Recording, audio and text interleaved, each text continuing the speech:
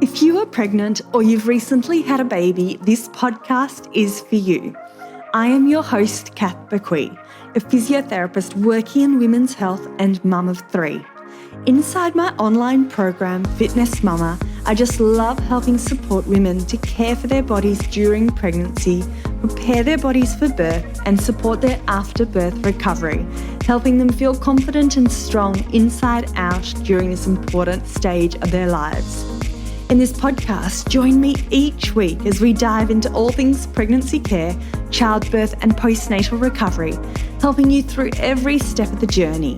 It is absolutely possible to feel amazing and confident in our bodies during this motherhood journey, and I want that for you.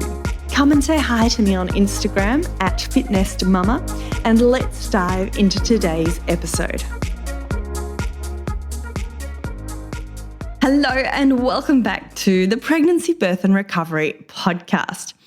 Today's episode is perfect if you are pregnant or you're planning on a future pregnancy.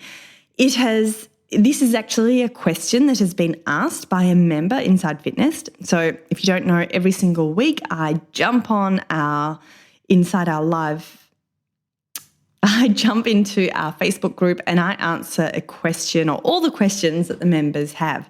So this was a very new member who had just joined, and what she wrote, I'll just read out her question. It might be easiest. I've been doing Pilates once a week for the past year. I'm now hearing some information that it's best to avoid Pilates or certain Pilates exercises in the first trimester, especially abdominal exercises. I'd love to know if this is correct or not. For context, I'm currently 7 weeks pregnant with my first pregnancy.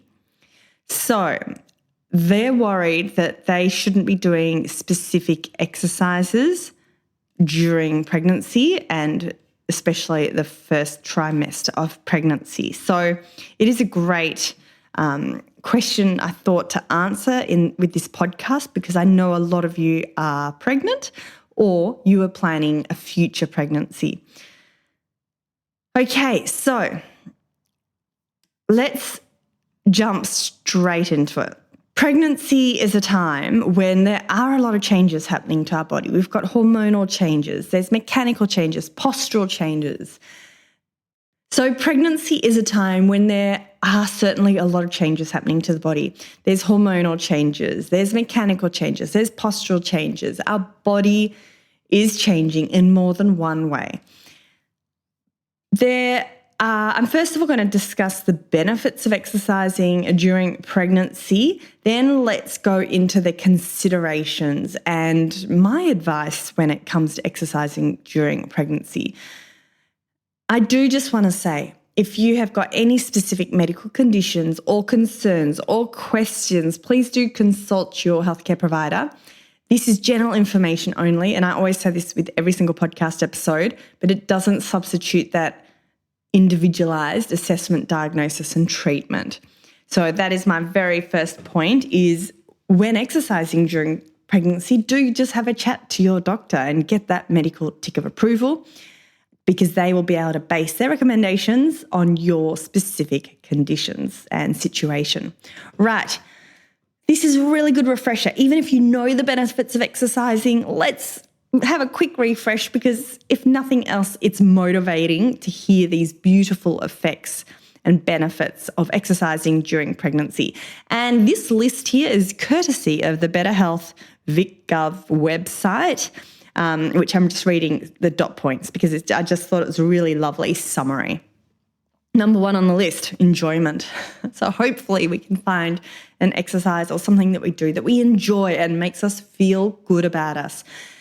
Increased energy, improved fitness, reduced back pain and pelvic pain. And that's huge, because so many of us during pregnancy do get back pain and pelvic pain. Unfortunately, that stops a lot of us exercising. But I do just want to put in this side note. If this is you, I highly encourage you to have a think about what exercises could you do to help improve your back pain or help prevent yourself getting weaker during this time. So what can you do to help manage your situation? If you're not sure, As you know, there's a 7-day free trial for Inside Fitness Mama. We've got heaps of pelvic girdle and back pain friendly workouts. So don't let the back pain and pelvic girdle pain stop you from exercising. But on the flip side, don't push into pain even if you have this back pain and pelvic pain. Like, don't ignore it. Let's manage it. Okay, keep going.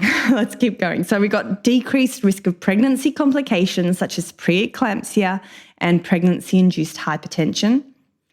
Preparation for the physical demands of labour. We know labour can sometimes go for many days sometimes, and it is way longer than a marathon, and we want to get our body in best peak position possible. Fewer complications in delivery. Faster recuperation after labour. Prevention and management of urinary incontinence. So that's accidental leaking of urine, feces, wind. Improved posture, which on the side note can help to improve or reduce your risk of aches and pains. And that waddle, the waddle walk, the pregnancy walk. Improved circulation, weight control, stress relief, and all those beautiful mental health benefits, reduced risk of anxiety and depression, improved sleep, management of insomnia, and increased ability to cope with the physical demands of motherhood. So I know you probably know all these things, but even I love reading these lists, all the benefits of exercising during pregnancy, because it is motivating. We do this for a reason. We're not just doing it because we've been told to do it, hopefully. Hopefully we're exercising because we enjoy it, we know it benefits, we're doing it for short-term gain and long-term gain. Right, now let's discuss some considerations to exercising during pregnancy. So this person who sent in this question was concerned. They'd heard that there were some Pilates exercises to avoid, especially in the first trimester and especially with abdominal exercises. So let's just break this down. In general, with the first trimester, I highly recommend you avoid overheating during exercise. So it's not the time for hot yoga, not the time to be going out on a 40-degree day for, a really long hot walk. Perhaps you might want to exercise inside, in the air conditioning. So just have a think about whether or not you're letting your body overheat. Secondly, during pregnancy, and this is all trimesters, we want to be aware of rapid changes in position. For example, let's not stand up too quickly because we do have blood pressure changes happening in the body and we don't want you getting lightheaded. Lying on the back to exercise, supine exercise. This is a little bit contentious. The jury is out, but I recommend after the first trimester, let's find different abdominal exercises to do that don't involve lying supine or lying on the back. So jury is out, as I mentioned. There's low quality evidence. There's some conflicting evidence.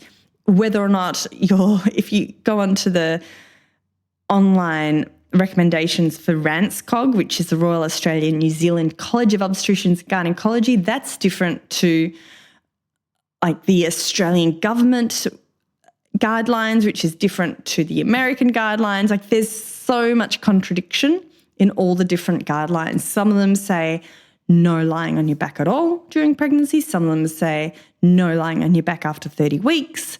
Others say it's fine to lie on your back. So I just think until we've got some better quality exercise and there's a bit more agreement with this. I should have said the theory behind lying on your back when you're exercising is the weight of the baby is pushing on all the blood vessels that supply the baby.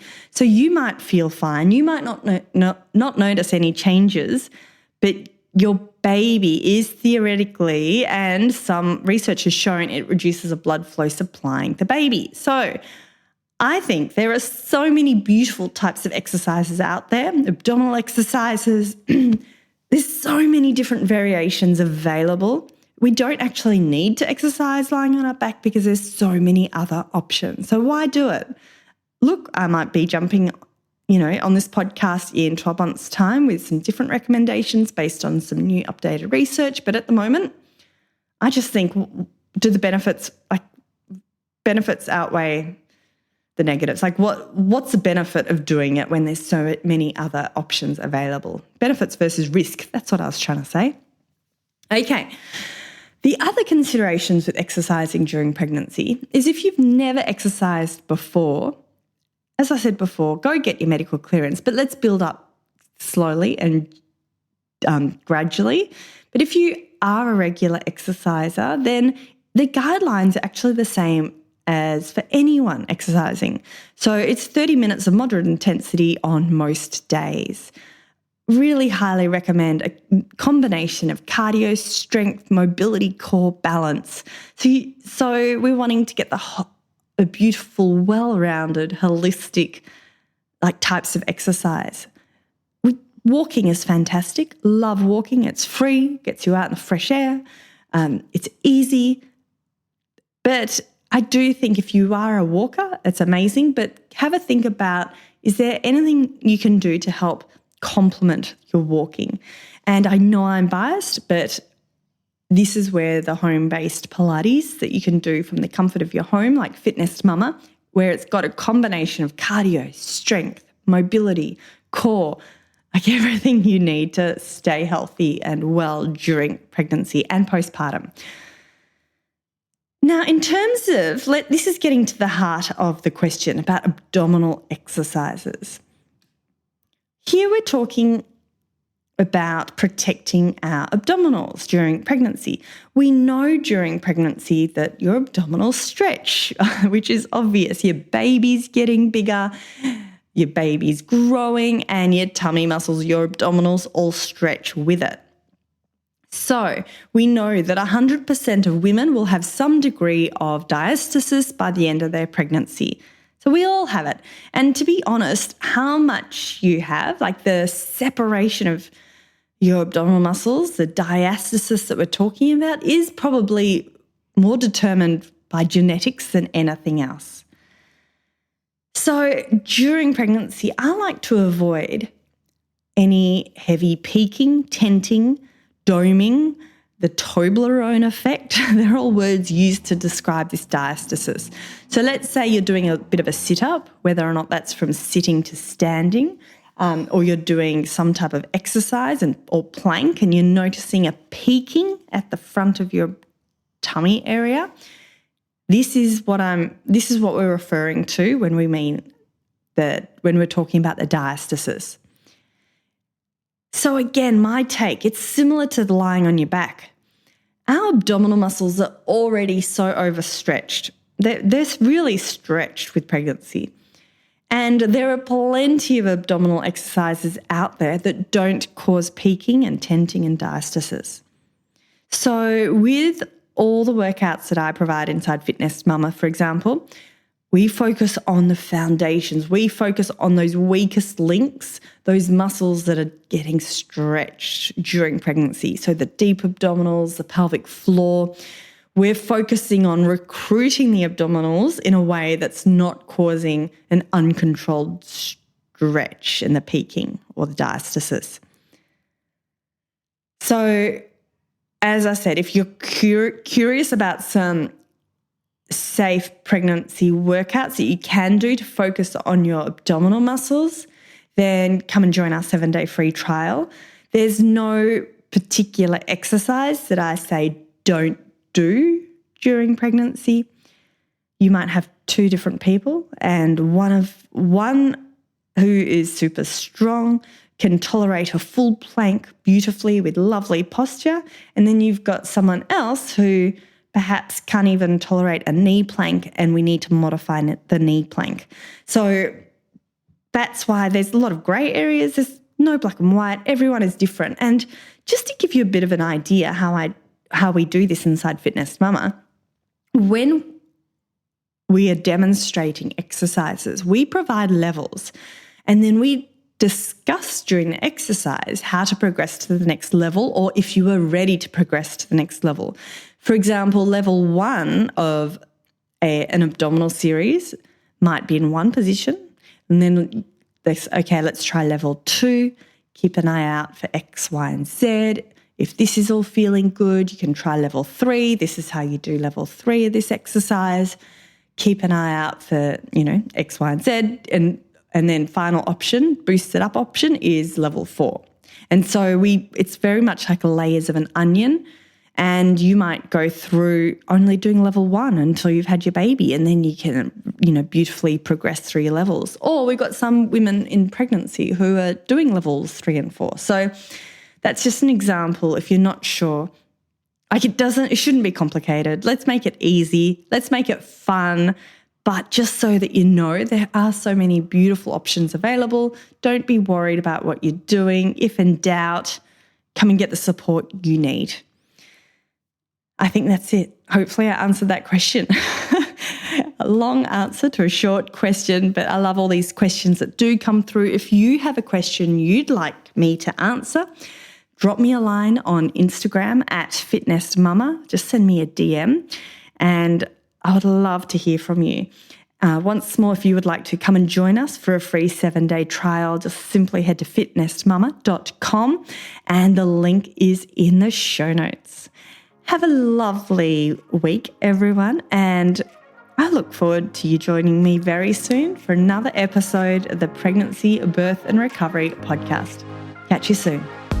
Thanks for listening to the Fitness Mama podcast, brought to you by the Fitness Mama freebies found at www.fitnessmama.com/free. So please take a few seconds to leave a review, subscribe so you don't miss an episode, and be sure to take a screenshot of this podcast, upload it to your social media, and tag me at Fitness Mama so I can give you a shout out too. Until next time, remember, an active pregnancy, confident childbirth, and strong postnatal recovery is something that you deserve. Remember our disclaimer: materials and contents in this podcast are intended as general information only and shouldn't substitute any medical advice, diagnosis, or treatment. I'll see you soon.